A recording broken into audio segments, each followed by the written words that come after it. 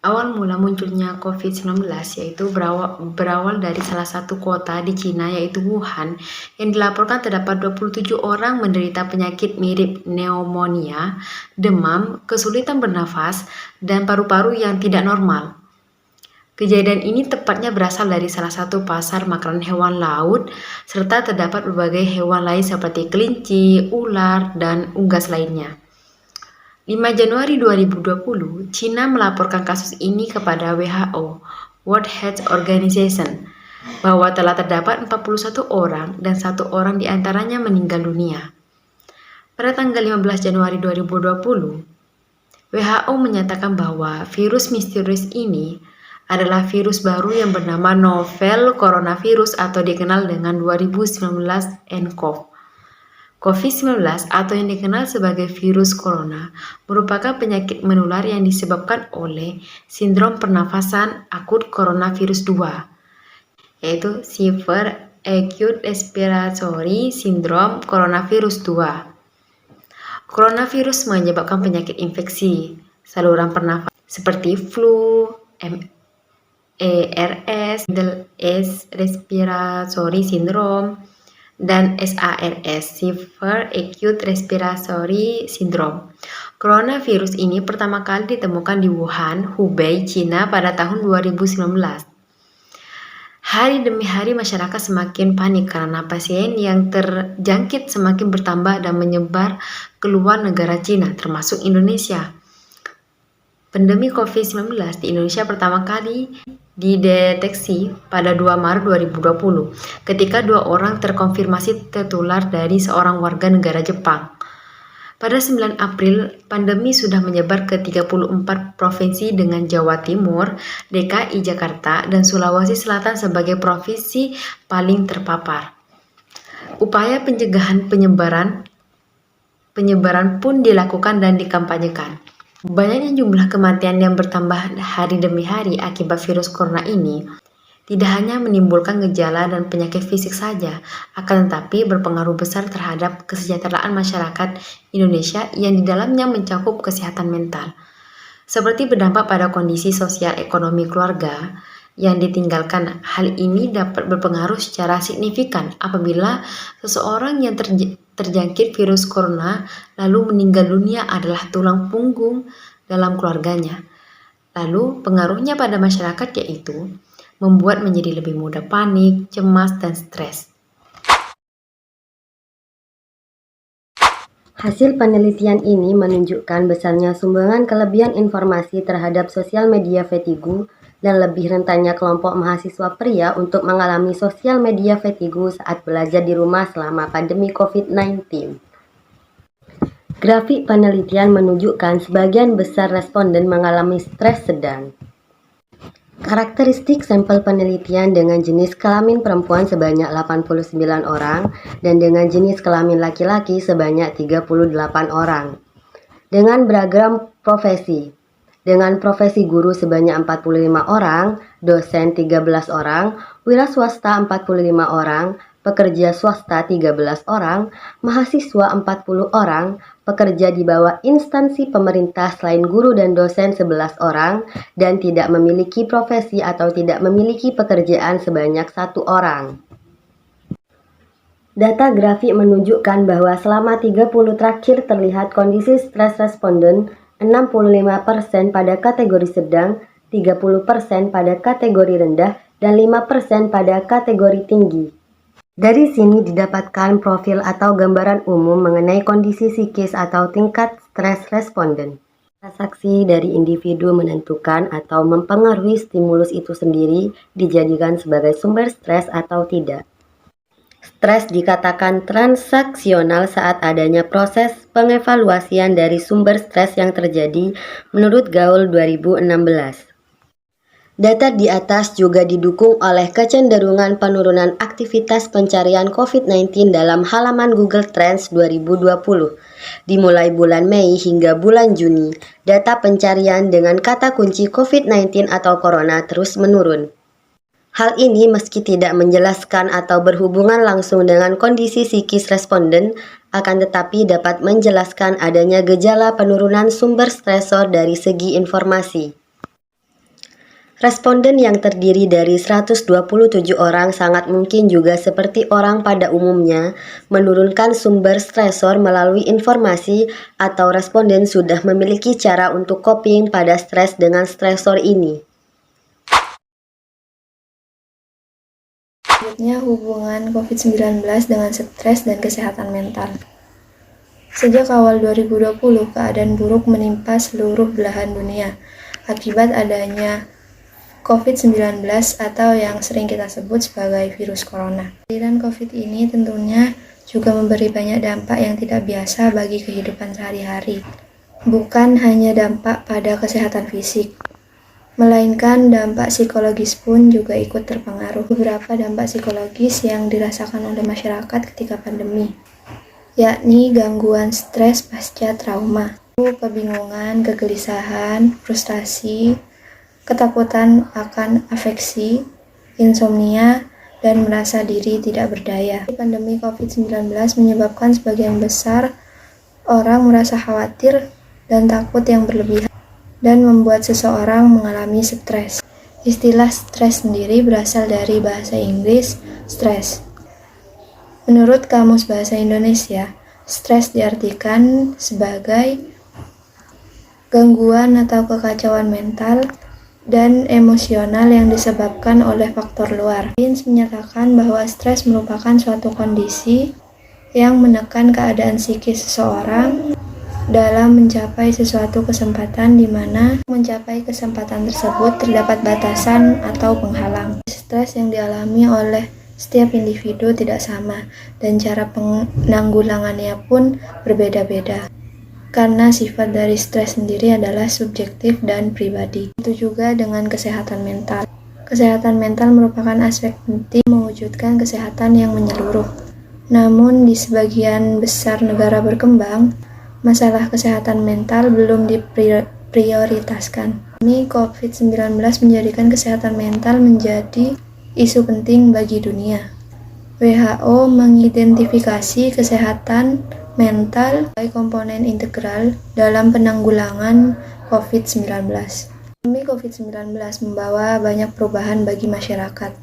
Pandemi COVID-19 dengan transmisi penularan yang masif dan tingkat kematian yang tinggi menyebabkan masalah yang mengarah pada gangguan kesehatan mental. Disebabkan oleh adanya kebiasaan baru yang wajib dilakukan oleh masyarakat, yaitu melakukan pembatasan sosial. Selain berdampak langsung pada petugas medis dan kesehatan, peningkatan kasus gangguan kesehatan mental juga dirasakan oleh masyarakat. Di sini saya akan menjelaskan faktor yang menyebabkan stres yang berkaitan dengan COVID-19. Yang pertama yaitu keadaan finansial atau masalah ekonomi. Menurut laporan Amerika 2020 dari American Psychological Association atau APA, hilangnya banyak nyawa waktu pandemi ini pasti memberikan efek stres yang luar biasa, terutama untuk keluarga dan teman dari korban meninggal COVID-19. Ditambah lagi persoalan kehilangan pekerjaan dan kesulitan dalam keuangan pastinya menambah potensi stres ini dialami oleh banyak orang. Persoalan ekonomi ini sangat mempengaruhi kondisi psikologis seseorang di mana pandemi COVID-19 mengakibatkan beberapa perusahaan gulung tikar dan mem-PHK karyawannya dari perusahaan tempat mereka bekerja.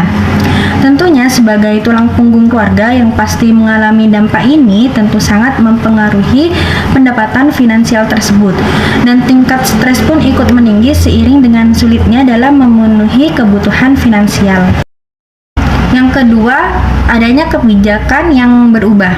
Adanya kebijakan yang berubah saat pandemi COVID-19 ini tentunya membuat seseorang pasti mengalami shock yang dimana semua kebijakan menjadi berubah dalam sekejap dan berbagai kegiatan seperti pekerja atau karyawan ini harus bekerja di rumah dan pelajar harus sekolah di rumah.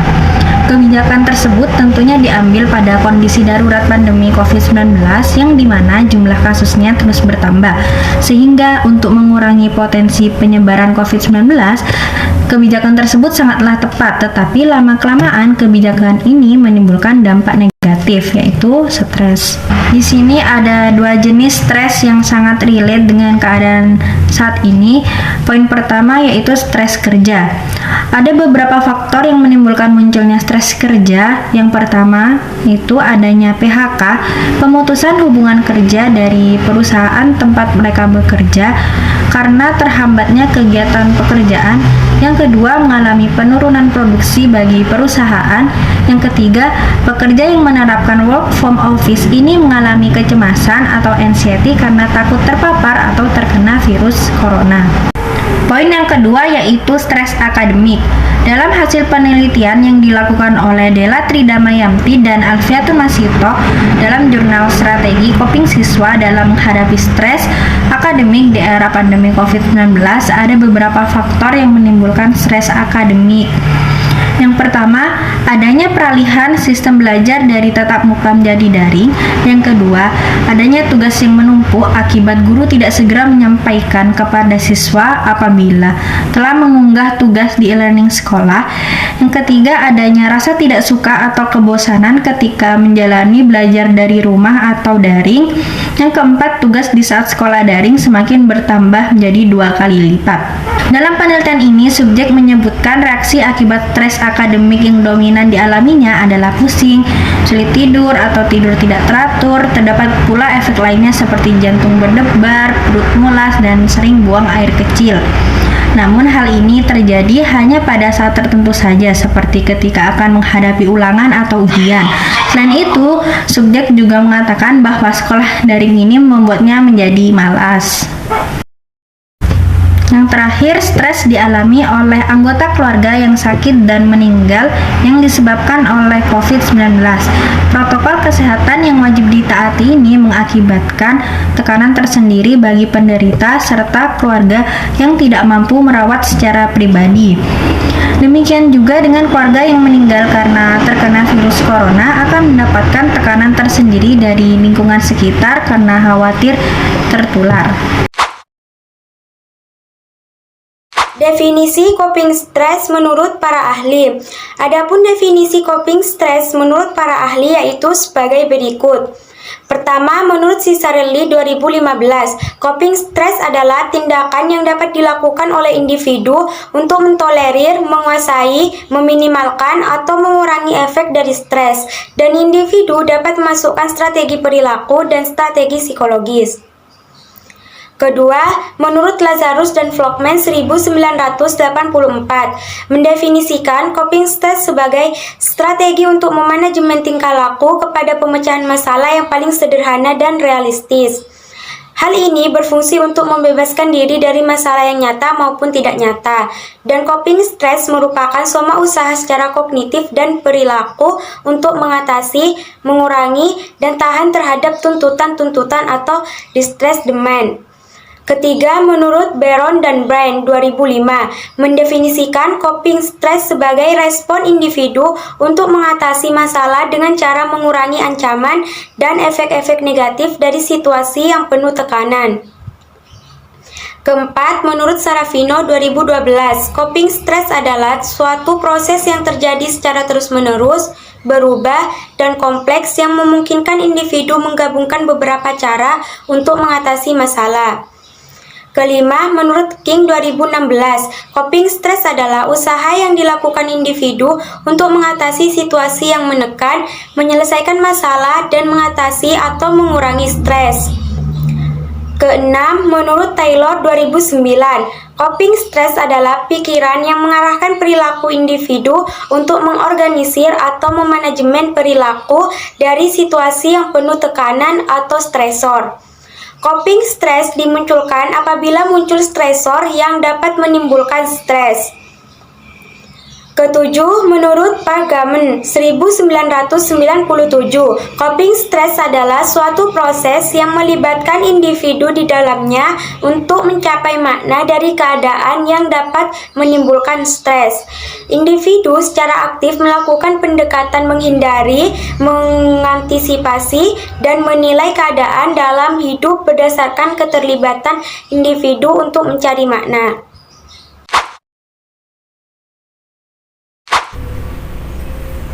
Strategi coping stress. Jadi, berdasarkan survei yang telah dilakukan oleh Huang dan Zhao pada tahun 2020, mendapatkan 7.200 responden, menemukan bahwa lebih dari sepertiga total responden tadi mengalami gangguan kecemasan umum terkait COVID-19.